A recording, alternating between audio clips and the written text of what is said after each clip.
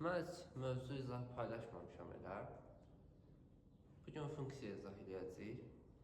Bəs niyə ilk izah edəcəyim mövzu funksiyadır? Gəlin bir də tərif yazıq deyəcəm. Tərif.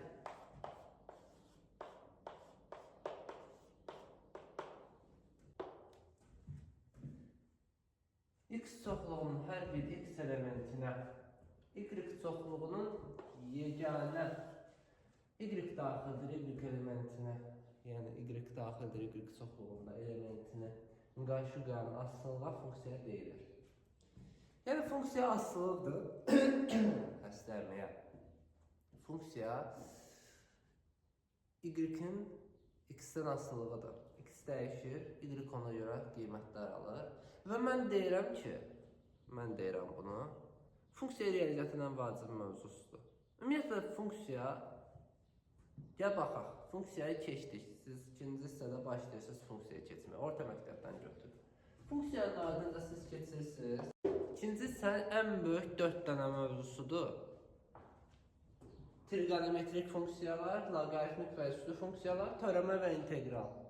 Və hər birinin gördüyümüz kimi bunlar onsuz funksiyadır. Bunlarda da onsuz funksiyalar üzərində işləyirik də. Hər birinin yolu funksiyalardan keçir. Ona görə funksiya riyaziyyatın ən vacib mövzusudur və funksiya həyatda da çox vacib. Ümumiyyətlə funksiya dediyimiz şey nədir? Asıllıq. Həyat özü bir funksiyadır. Biz həyatda nələrdənsə aslıyıq. Heç kim deyə bilməz ki, mən heç nədən aslı olmadan yaşayıram. Kim deyə bilər? Ən azından ən sadə nümunə olaraq hamımız puldan aslıyıq. Burada x-in hər bir elementinə görə y şəkil alır, y qiymətlər alır. İnsanlar da pula görə qiymətlər alır. İnsanlar da pula görə dəyişir. Y x-ə görə dəyişir, biz pula görə. Yəni başqa şeylər də var. İnsanların aslı olduğu, insanlar bir-birindən asılıdır və yaxud da başqa cansızlar belə nələrdənsə asılıdır, heyvanlar da nələrdənsə asılıdır. Ona görə həyat özü bir funksiyadır. Ona görə bugün funksiya keçirik. Bu teaser idi. İndi başlayacaq dərsə. İndi funksiyanın verilmə üsulları. Birinci üsul analitik.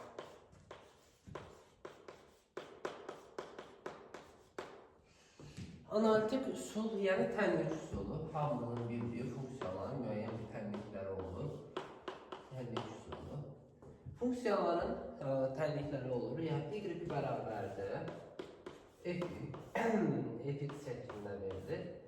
Burada fx yerinə hx, gx istədiyiniz hərfi yaza bilərsiniz.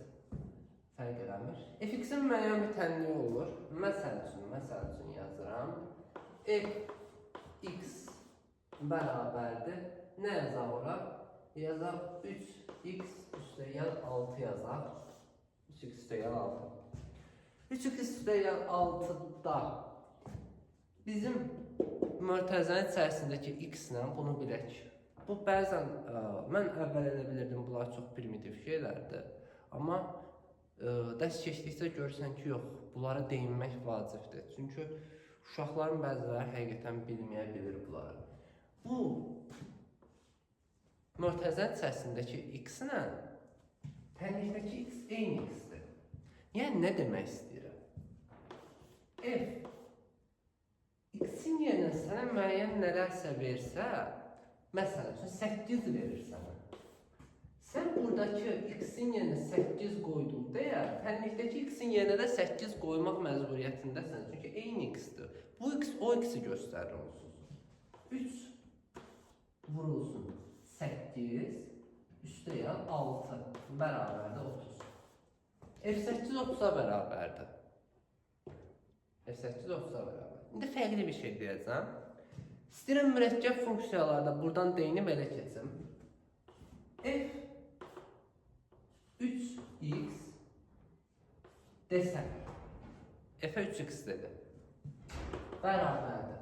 X-in yerinə 3x veribdir. X-in yerinə 3x veribdirsə, gətir x-in yerinə 3x-i yaz. Yəni 3 vurulsun 3x, x, 3x, 3x. Üstəgəl 6. 9x 900 üstü 6. İndi mürəkkəb funksiyalar. Əslində bəlkə də deyərlər niyə buradan mürəkkəb funksiyalar o tərəfdən keçilməlidir falan. Mən burada keçib gedirəm onları. Çünki bunu anladıqsa mürəkkəb funksiyalarda bir şey yoxdur. F x bərabərdir 3x üstü 6. G x bərabərdir 3x kvadratı olarsa f g x mürəkkəb funksiyası nəyə bərabərdir? Nəyə bərabərdir? Nə dedim? Dedim ki, x-in yerinə nə qoyulubdursa, gətir tənlikdəki də x-in yerinə onu qoy. X-in yerinə gördüyün kimi x-in yerinə gx qoyulubdur. Tənlikdəki x-in yerinə gx-i qoymaq məcburiyyətində. Yəni f(gx) bərabər 3gx üstə 6. İndi gx-in də öz tənliyi var. Gx-in də öz tənliyi varsa, gətirdik gx-in də yerinə öz tənliyini qoy. Olsun bitsin. Mürəkkəb funksiyaları burada bitirək. f(gx)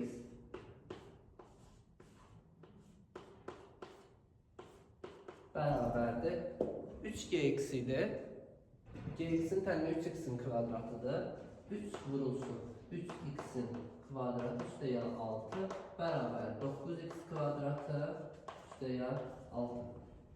Mürəkkəb funksiyalar bu qədər verilmə funksiyanın verilmə sollarında mürəkkəb funksiya keçdim. Əslində doğru deyil. Sadəcə başlamışkən burada bitirmək istədim. Keçək indi qrafik üsuluna.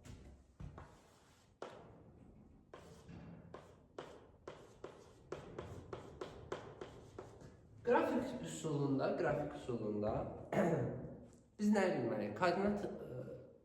Düzbucaqlı koordinat sistemini bilməliyik. Uşaqların bəziləri düzbucaqlı koordinat sisteminin nə olduğunu anlamır.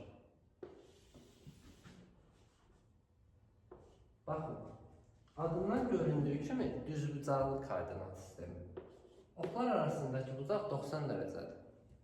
Bu vacib bir faktdır. Üfüqi, şaqili istiqamətdəki oxa y oxu deyirik. Əslində şaqili üfüqi deməyə də ehtiyac yoxdur. Y oxu, x oxu. Bu qədər. İndi biz düzbucaqlı koordinat sistemini oxumağa bacarmalıyıq. Nə deməkdir? Ən primitiv nəyi göstərir bu? Burada bir nöqtə olur. Bu nöqtədən biz buna əslində proyeksiya deyirik. Bu nöqtə məsəl üçün 8-i göstərirsə, bu nöqtədən çəkilən perpendikulyar düz xətt x oxunu 8 nöqtəsində kəsirsə, y oxunu 7 nöqtəsində kəsirsə, bu nöqtənin koordinatları 8, 7 nöqtəsindədir. Koordinat göstərir. Bir nöqtənin yerini göstərir. Bir nöqtənin yerini müstəvi üzərində necə göstərərik? X oxu üzrə filan nöqtədə, y oxu üzrə filan nöqtədə deyərək göstərə bilərik. İndi qrafik üsulunda nə baş verir? Bir dənə tənlik yazıq. Məsələn, x bərabərdir 3x üstə 6. Bayaqki verdiyimiz beynimə niyə erişir bu tənlik bilmirəm. 3x üstə 6.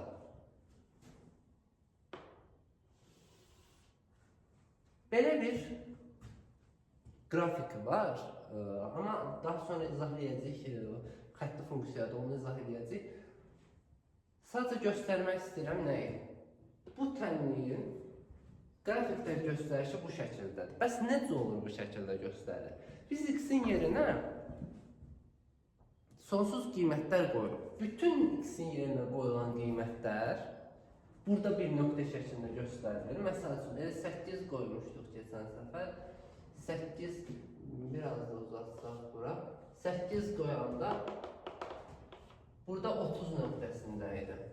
Bura sonsuz nöqtələr qoyduqca burada sonsuz nöqtə birləşir. Bu düz xəttə əmələ gətirir. Burada düz xəttdir, digərlərində dəyişəcək. Məsəl üçün, parabol olacaq, sinüsun, kosinüsun funksiyaları daha fərqlidir. Yəni, x-in yenə qoyulan sonsuz nöqtələr bu düz xəttə əmələ gətirir. Onsuz da biz həndəsənin əsas anlayışlarında keçəndə deyirik ki, düz xətt nəyə bərabərdir? Sonsuz nöqtələrin birləşiminə bərabərdir. Qrafik üsulu budur.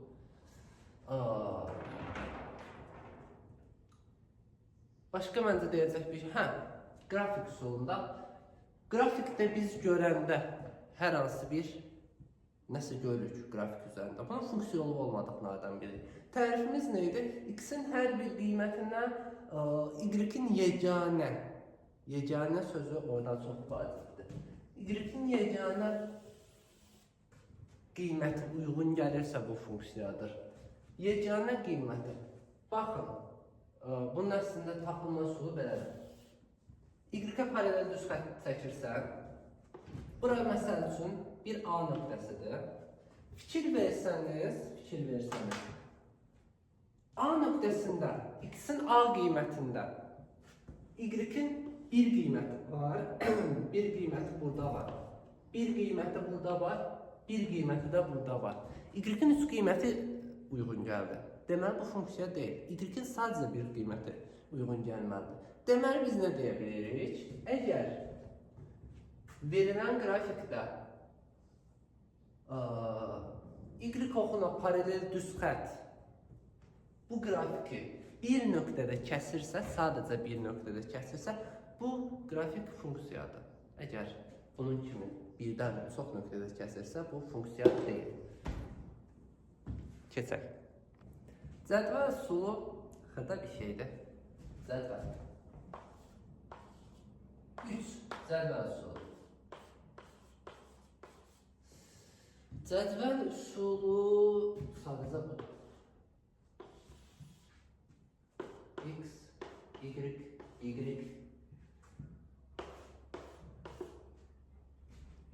X1, Y1, X2, Y2, X3, Y3. Məsəl üçün, fx bərabərdir 3x üstəgəl 6 təlimində 8 götürmüşük, 8 üzərindən davam edirəm. 8, 30. Bu şəkildə. X-ə nə qiymət veribdirsə, burada bu arada nöqtələr olacaq, belə 8-ə kimi gələcək. X-ə nə qiymət veribdirsə, Y-ə də onun təminli yerinə qoyub altına yazırsan, belə. Təyin oblasti və qiymətlər çoxluğu. Təyin oblasti X-in ala biləcək qiymətlər çoxluğuna deyilir. Y-in ala biləcək qiymətlər çoxluğuna da qiymətlər çoxluğu deyilir. Mən bu 9-cu sinifdə ilk dəfə öyrənəndə qarışdırırdım. Hansı təyin oblasti, hansı qiymətlər çoxluğudur? Funksiyanın nə olduğundan xəbərim yoxdur da, hələ ki. İlk dəfə funksiya keçirəm. Sonra öyrəndikcə nəyi anladım? Funksiyanın qiyməti deyiləndə onsuz da Y-in qiymətləri nəzərdə tutulur. Yəni, funksiya dediyimiz şey Y bərabərdir fx, analitik üsulda verdiyimiz kimi. Y bərabərdir fx-dirsə, deməli, funksiyanın qiyməti ilə Y-in qiymətidir. Ona görə buna Y-in qiymətlər çoxluğuna funksiyanın qiymətləri çoxluğu deyilir. Yaxşı, bəs təyin oblasti nə deməkdir?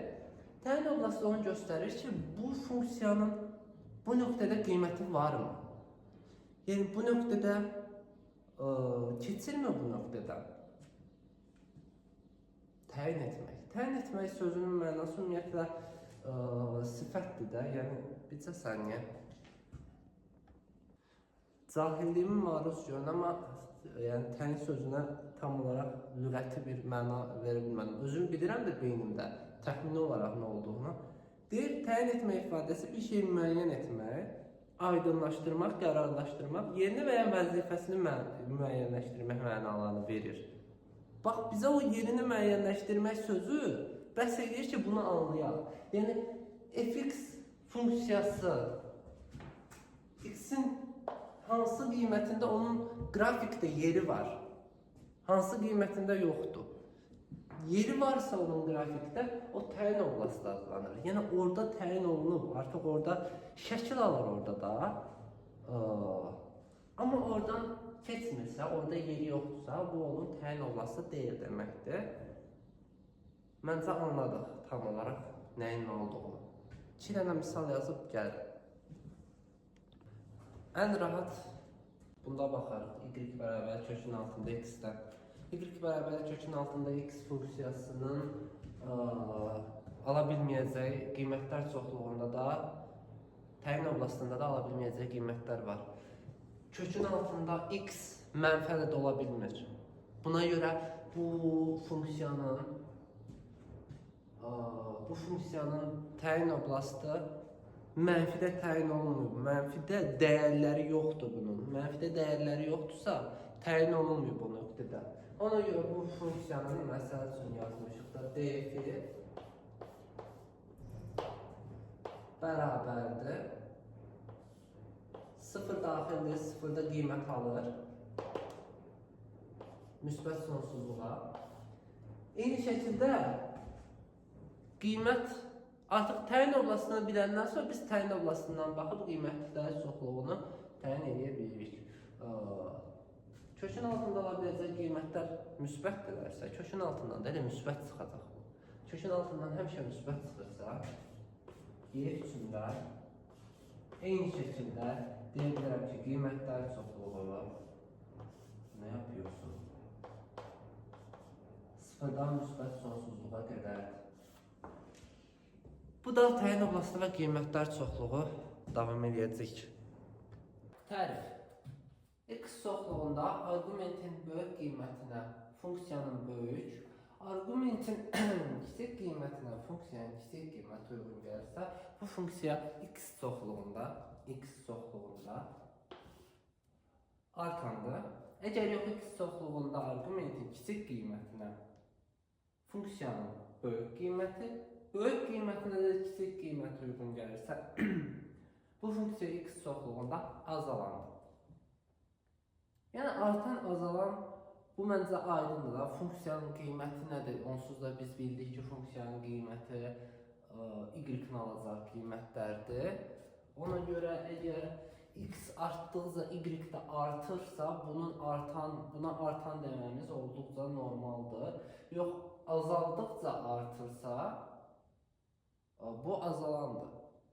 Yəni tərif əslində bizə çox açıq aydın baş salır. Gəlin bir iki misal verək, qrafiklər üzərində göstərək. Bir də artan və azalan funksiyaların tapılmasının çox sadə bir üsulu var. Onu deyək, keçək.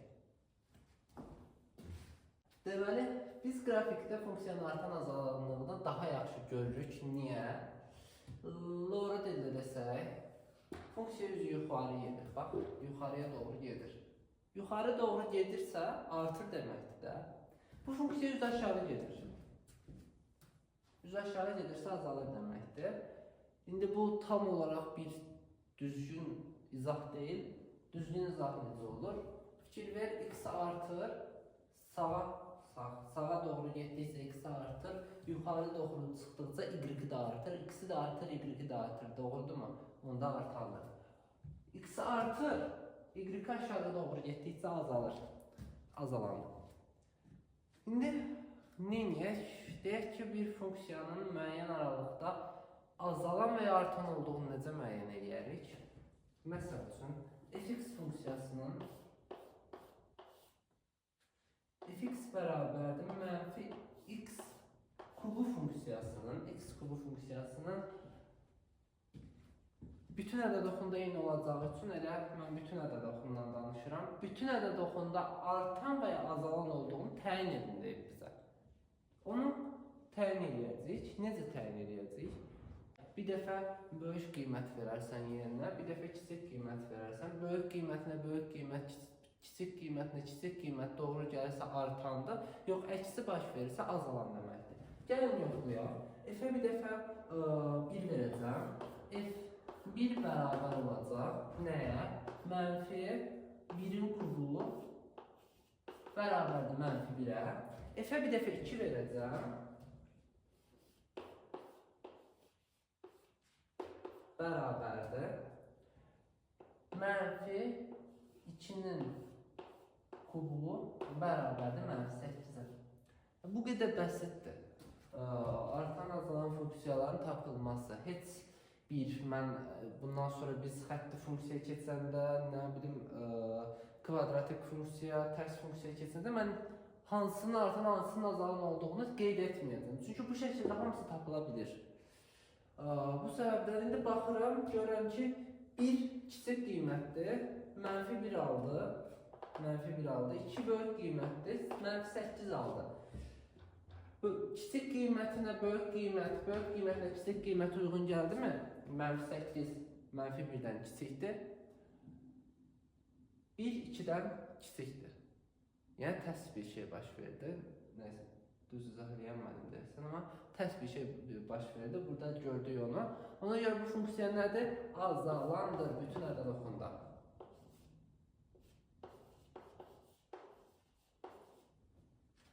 İndi bu iki suala baxaq. Sadəcə buranı silib sonra baxaq. Yuxarıdakı sual dinləndir. Aşağıdakını da özüm elə belə yazdım. Deyir, K-nın neçə tam qiymətində y bərabərdir 9 çıxılsın k kvadrat x kub vurulsun x kub funksiyası artandır. 9 çıxılsın k kvadrat ifadəsi üçün, mörtəzə hissəsi üçün 3 ehtimal var. Ya 0-a bərabər olar ki, 0-a bərabər olsa biz burada y bərabərdir 0 funksiyasını alarıq. Sabit funksiya. Bunlar qalıb. Sabit funksiya bu şəkildə olacağı üçün, hələ çatmamışıq, amma bu şəkildə olacağı üçün nə artan, nə azalandır. Ya mənfi olar, ya da müsbət olar. Hər ikisi üçün baxaq. Mənfisi üçün əslində baxdıq, yenə baxaq. Bir dəfə deyək ki, 9 çıxılsın k kvadrat kiçikdir 0-dan olarsa y bərabərdir 9 çıxılsın k kvadrat x kubu funksiyası artandı mı, azalandı mı? Aha. Yeni qiymətlər verəcək. Yerinə bir dəfə 1 verək, bir dəfə 2 verək. 2 versəm f2 bərabərdir 8 9 çıxılsın k kvadratı f1 bərabərdir 9 çıxılsın k kvadratı. 9 çıxılsın k kvadratına mənfi ədəd dediyim üçün bu f2 funksiyasının aldığı qiymət daha kiçik olur. 8, yəni mənfi ədədi 8-ə vursam, məsəl üçün mənfi 3-dür. 8-ə vursam, mənfi 24 alır. Mənfi 24 kiçikdir 3-dən. Yəni bunu demək istəyirəm ki, bu mənfi ədəd olduğu üçün bunu 8-ə vuranda daha da kiçilmiş variantını alırıq və buradan deyə bilirəm ki, böyük qiymətinə kiçik qiymət uyğun gəldiyi üçün bu funksiya azalandır. Azalandır, yox. K kvadratı 9 çıxılsın k kvadrat 0-dan kiçik olduğu halda azalandır. Artan variantına baxaq. Sadəcə lövhədə yerim yoxdur, silim gəlir. Heç kim nə demir ki, oradan qrafikləri niyə silmirsən səhərdən? İndi biz artanı tapacağıq da. Bunun 0-dan böyük halına baxaq.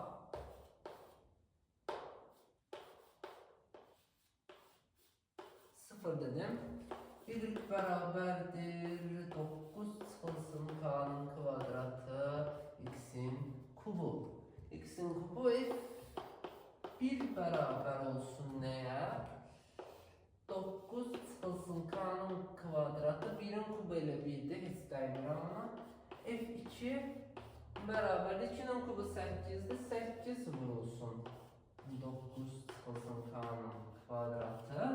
Buradan artıq nəyi görürəm? Görürəm ki, bu onsuz müsbət idi. Müsbət ədədi 8-ə vursam daha böyük bir ədəd alaram. Yəni kiçik qiymətinə kiçik, böyük qiymətinə böyük gəldiyi üçün artandır. Hansı şərt altında? 9 çıxılsın k kvadratının 0-dan böyük olması şərt altında. Bizdən deyir k-nın nəsə tam qiymətində artandı. Onda bərabərsizlik işləyəcək. Köklərin mənfi 3-dən 3-dür.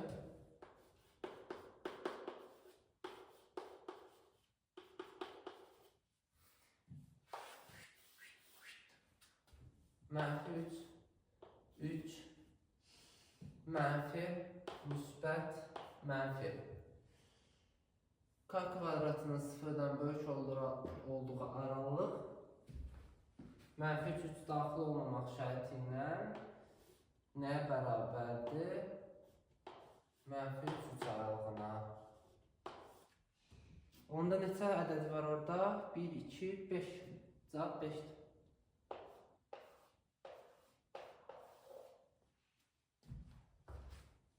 Şərtəkində tapaq, silim gəlirəm.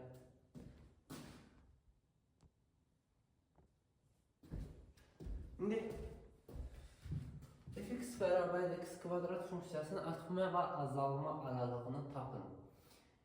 Qrafikinə elə baxmamışıq, ona görə məntiqimizi işlədəcək. X kvadratı mənfi qiymətlərində müsbət qiymətlər alır. Müsbət qiymətlərində müsbət qiymətlər almağa davam edir. Gəlin onda bir dəfə mənfi aralığına baxaq, bir də müsbət aralığına baxaq. Əgər fx bərabərdir x kvadrat funksiyası mənfi sonsuzluq 0 aralığında olarsa, mənfi sonsuzluq 0 aralığında olarsa, bir dəfə mənfi 1 qoy yerinə, lövhəni bölüm bundan. Bir dəfə mənfi 1 qoy, mənfi f1 bərabərdir elə 1-ə. Mənfi f2 bərabərdir 4-ə. Normal olaraq, yəni kvadrat olduğu üçün daha kiçik bir mənfi ədəd qoyduğun zaman kvadratı yüksəlib müsbət olur deyə bu mənfi sonsuzluq 0 aralığında azalandır.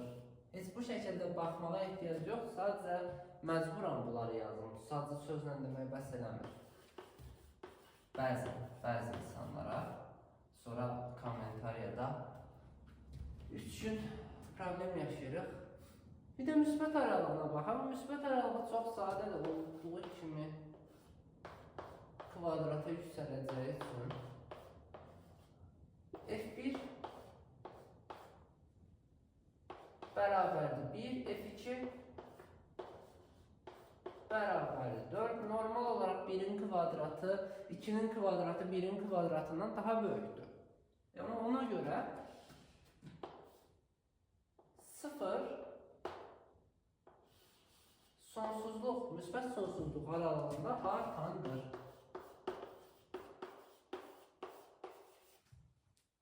Bu qədər. Bitti.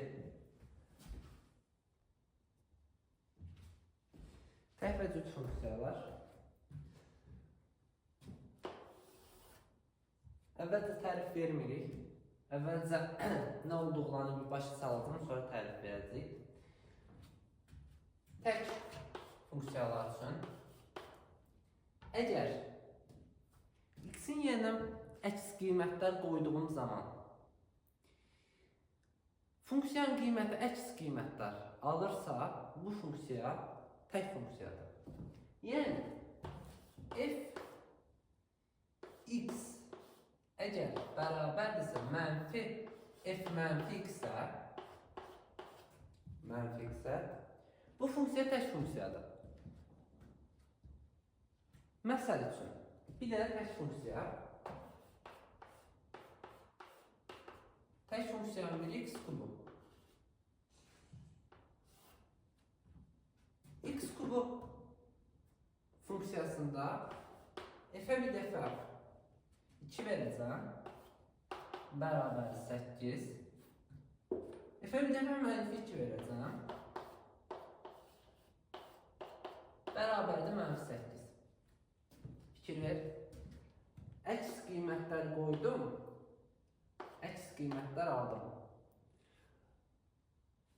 Buradan nə edə bilirəm? F2 bərabərdir mənfi f -2-yə. -8-in qarşısına bir dənə mənfi atanda -8 verir, f2 də -8 verir. Onu göstərir.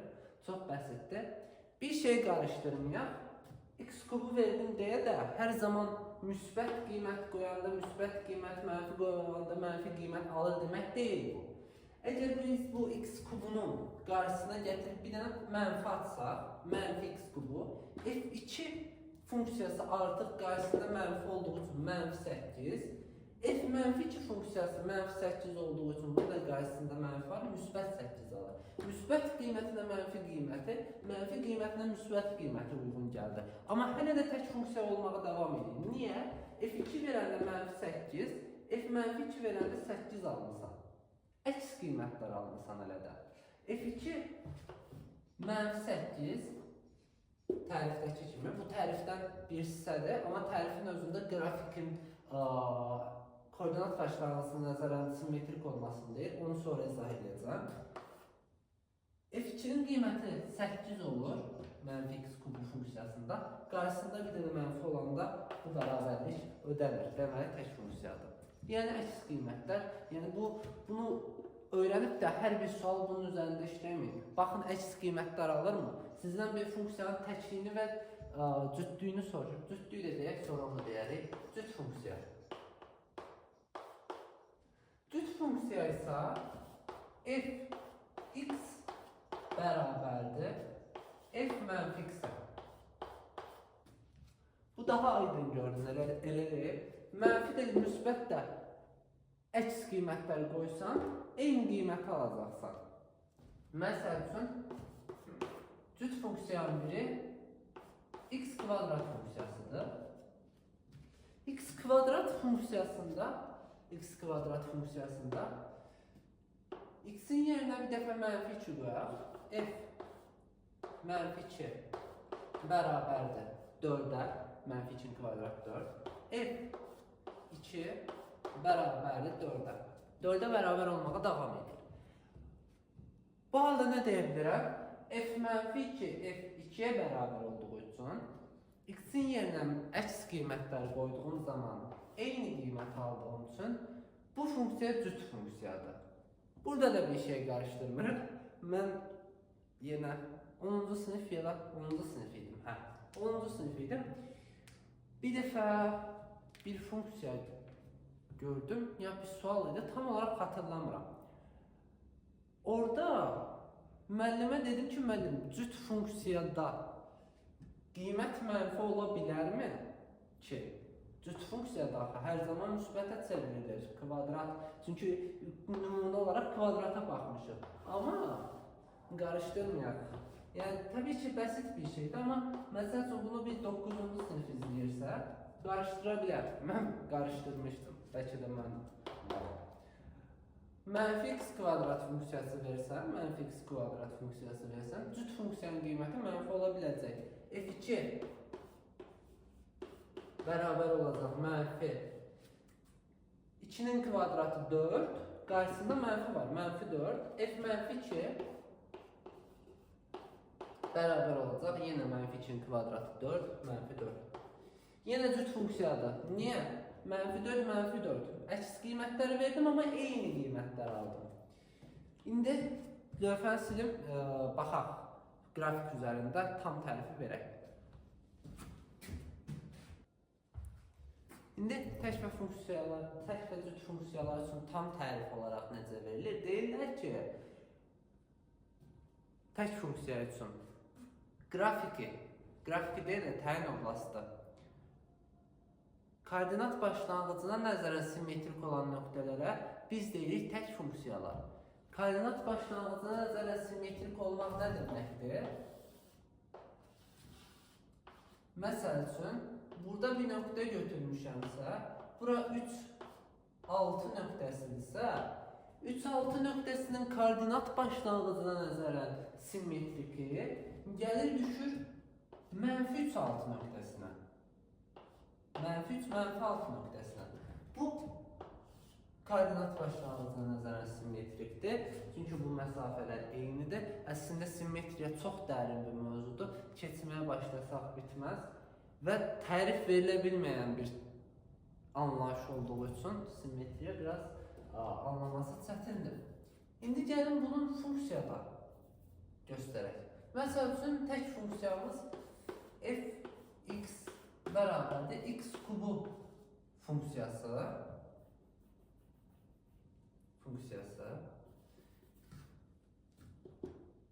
Yerinə -2 qoyduğum zaman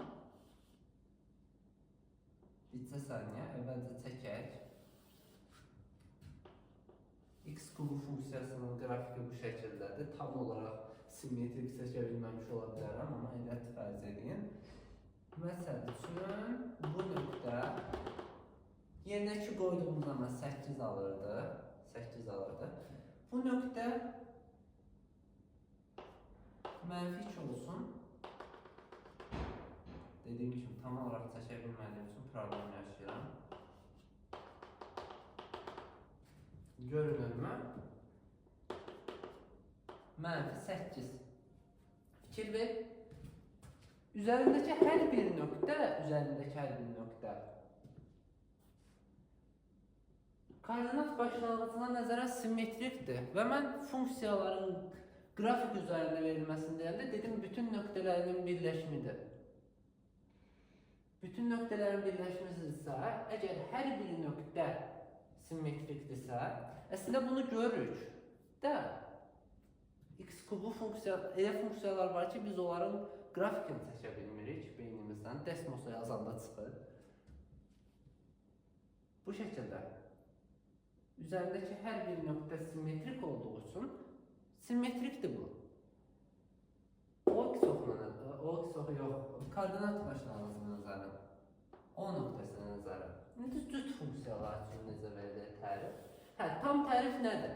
Tam tərif təyin oblastı koordinat başlanğıcına nəzərən simmetrik olan f(x) bərabərdir -f-x şəklində bərabərliyini ödəyən funksiyalara biz deyirik tək funksiyalar. Cüt funksiyalarda verək. Cüt funksiyalar nə deyirik? Deyirik y oxuna nəzərən simmetrik olurlar cüt funksiyalar. Y oxuna nəzərən simmetrik olmaq nə deməkdir? Mən burada bir nöqtə götürürəm. Bunun nöqtəm 3, 6. Y oxuna nəzərən, düz xəttdə nəzərən simmetriyada necə götürürdük? Y oxuna nəzərən simmetriki bunun -3, 6 nöqtəsindədir. Bu nöqtədir Y oxuna nəzərən simmetriki. Deməli, onda bir funksiya yazırıq. f(x) bərabər x kvadrat funksiyası yazıram. Qrafikini çəkirəm.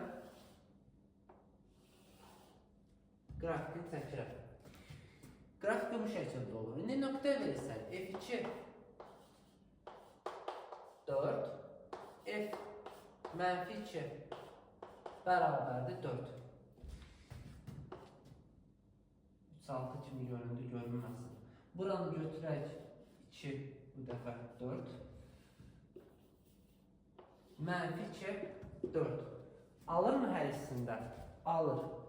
O zaman simmetrikdirmi üzərindəki nöqtələr? Simmetrikdir. Üzərindəki nöqtələr simmetrikdirsə, özünün simmetrik olmama şansı varmı? Yoxdur. Deməli, tək funksiya y oxuna nəzərən simmetrikdir və f(x) bərabərdir f-x şərtini ödəyir. Yemək yeyib gəldim. Bir dənə funksiya izah edəcəm. 3 gündür çəkirəm, bax 3 gün, yox 2 gündür dünəndən çəkirəm. 5 dəqiqə çəkirəm, gedirəm, iş güz, gəlirəm. Tərs funksiyalar nədir? Tərifi dildə deyim, prosta demiş olmaq üçün deyəcəm. Deyir ki, fx funksiyasının qiymətlər çoxluğundan götürülmüş. X bərabərdir y şərtini ödəyəm. X ədədini qarşı qoyan, bu x ədədini qarşı qoyan, x bərabərdir gy funksiyasına bu funksiyanın tərsi deyilir. Çox qarşılıqdır, tərs çox qarşılıqdır. Nə deyirik? X-imlə y-im yerini dəyişir. Daha akademik olsun. Funksiyanın təyin oblasti ilə qiymətlər çoxluğu yer dəyişir. Yəni bu funksiyanın təyin oblasti bu funksiyanın qiymətlər çoxluğudur. Bu funksiyanın qiymətlər çoxluğu bu funksiyanın təyin oblastıdır.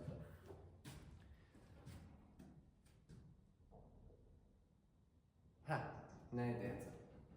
Bir funksiyanın o zaman tərsi ola bilər ki, argumentin bir qiymətinə, argument dediyimiz təbii ki x-dir burada, argumentin bir qiymətinə funksiyaya yalnız bir qiymət uyğun gəlsin. Olmadı? Olmadı.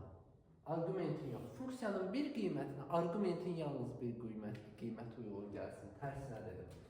Yəni, hər bir qiymətini argumentin yalnız bir qiymətində olan funksiyanın tərsi var. Əgər, məsəl üçün, x bərabərdir, x kvadrat funksiyasının tərsi yoxdur. Bu funksiyanın tərsi yoxdur. Niyə tərsi yoxdur? Gəlin əvvəlcə bir dənə tərsi olan funksiya yazaq. Fx bərabərdir 3x üstəyə 6. İndi mənə lazımdır ki, bunun tərsi olan funksiyanı tapım. Bunun tərsi olan funksiyanı necə tapacağım? Yazıram y bərabərdir 3x üstəyə 6. Bəsit bir şəkildə dediyim kimi x-imlə y-imin yerini dəyişəcəm. X y funksiyası bərabər olacaq 3y üstəyə 6-ya. Yəni x bərabər olacaq 3y üstəyə 6-ya. Amma biz bilirik ki funksiya dediyimiz şeyin anlayışın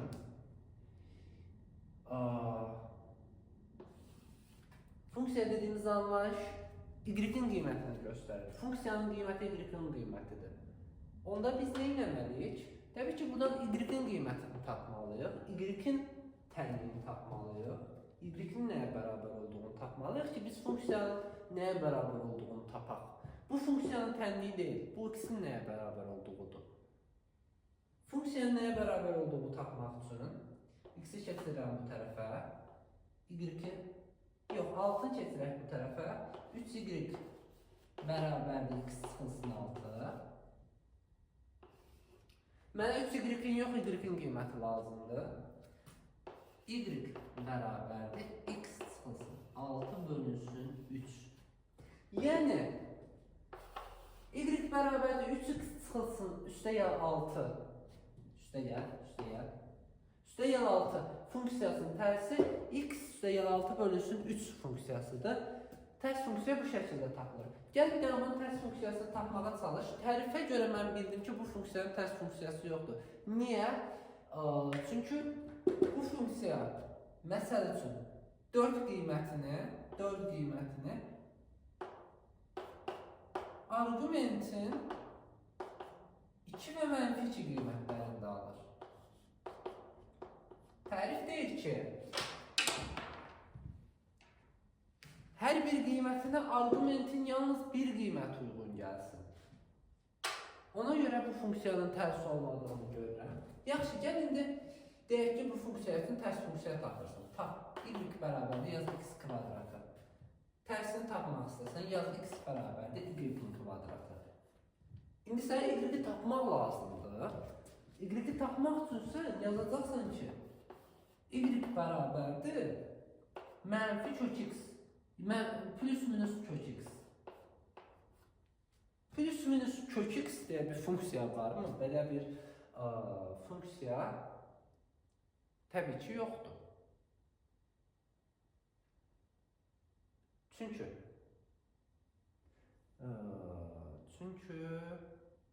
necə göstərəcəyik? Çünki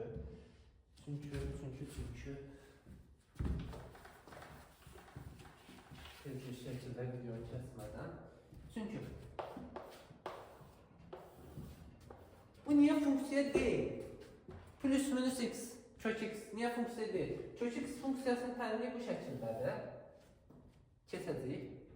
Qarşısına mənfi atsan, avtomatik olaraq üzü aşağıya çevrilir. Burada x çoxundan nəzərən simmetrik olur mənfi kök x funksiyası.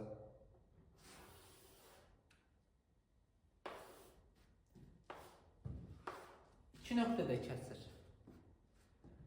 Yəni, bu səbəbdən bu funksiya olmur. Ona görə argumentin bir qiymətinə yalnız bir qiyməti uyğun gəlməlidir. Çünki necə ki, məsəl üçün bunu yazaq, x kvadrat funksiyası. X-in bir qiymətinə y-in bir qiymətinə x-in iki qiyməti uyğun gəlir. Sən bunu çevirmək istəsən, bunu alırsan. Biraz çox qarışdı buralar, amma y-in iki qiyməti uyğun gəlir bu dəfə. Təyin oblasti ilə qiymətlər çoxluğu yeri dəyişir axı. Qiymətlər çoxluğunda əgər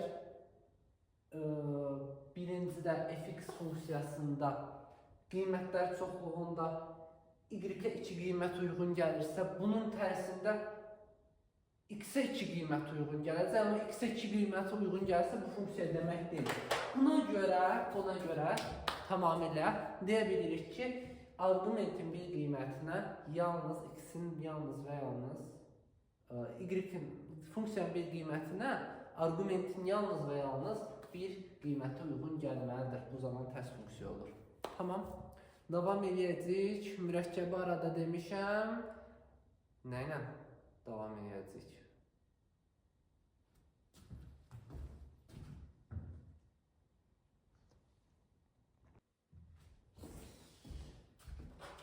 Dövrü funksiyalar. Və deyəsən, artıq bunu da deməklə funksiyaların ümumi halından çıxıb artıq xüsusi xətti funksiyalar, sabit funksiyalar onlara keçid edə biləcək. Dövrü funksiyalar. Funksiyanın sıfırlarını demədim. Bunun içində qatıb deyərək sonda.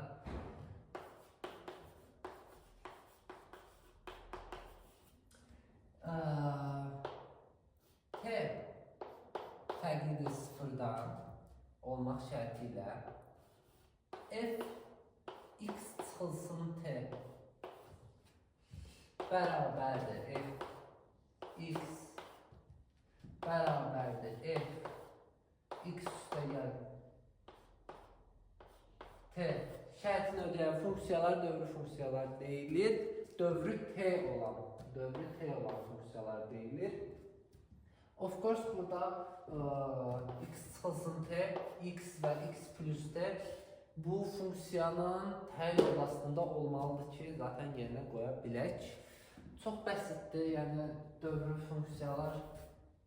Məsəl üçün, uşaqlar deyirəm, qarışdırırlar. Niyə qarışdırırlar anlamadım. Budur da, yəni. Sənə deyirsə, dövrü 5'dir, t bərabərdir 5. T bərabərdir 5 olan f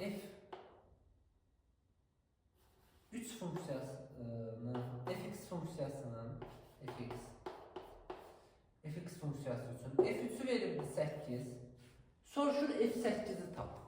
f8 nəyə bərabərdir? f3 üstəgəl 5'ə bərabər deyilmi? f3 üstəgəl 5'ə bərabərdirsə, özü də elə 8'ə bərabərdir f8. Qatmayın, f8 8 olduğu üçün 8'ə bərabər olmadı. 4'ü 5 olduğu üçün üzərinə 5 gəldiyimiz üçün 8'ə bərabər oldu. Eyni şəkildə davam edərəm. Necə ki bu 8'ə bərabərdir. Eyni şəkildə f 8 üstəgəl 5 də, yəni 13 də, f13 də 8'ə bərabərdir.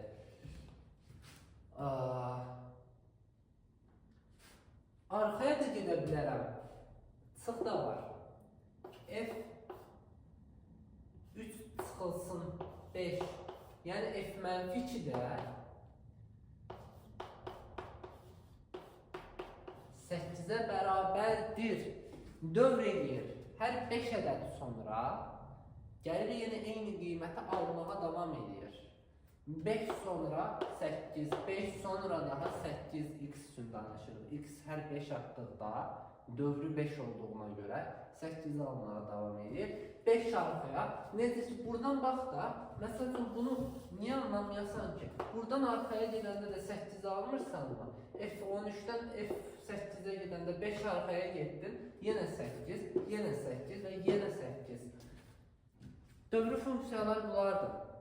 Dövrü funksiyalar bulardırsa funksiyanın sıfırlarını deyək. Funksiyanın sıfırları nəyə bərabər olar? Nəyə bərabər olar görürsə, nəyə bərabər olacaq? Funksiyanın sıfırları nədir? Funksiyanın sıfırları funksiyanın x oxunu kəsdiyi x oxunu kəsdiyi nöqtələrdir. Yəni sıfırlar. Qardaş. Ay qardaş. Və ya ladies. O gentleman var. Sıfır. Funksiyanın sıfırı. Funksiyanın qiyməti nədir? Y-in qiymətidir. Sıfır deyilsə, funksiyanın sıfır olduğu nöqtə demək istəyir. Funksiya haçan sıfıra bərabər olur? Y sıfıra bərabər olur. Y harada sıfıra bərabər olur? X oxunun üzərində sıfıra bərabər olur da. Bax, bu düz xətt boyunca Y sıfıra bərabərdir. Burası sıfır. Sıfırın sıfıra nöqtəsidir. Koordinat başlanğıcıdır. Üzü bu tərəfə getmiş və üzü bu tərəfə getmiş. Y sıfıra bərabər olmağa davam edir. İndi funksiyanın sıfırları deyəndə məsəl üçün bu funksiya oldu mu? Belə bir funksiya var mı? Var, təbii ki var. Kəsmir. Heç yerdə 2 dəfə kəsmir. Bəli. Bu funksiyanın sıfırları bu nöqtədir. Bu nöqtədir. Y-i kəsdiyi nöqtələrdir. Bura x1, x2, x3 nöqtələr olsa, bu funksiyanın sıfırları x1, 1'ə bax, x2 və x3'dür. Bu qədər. Bu da funksiyanın sıfırları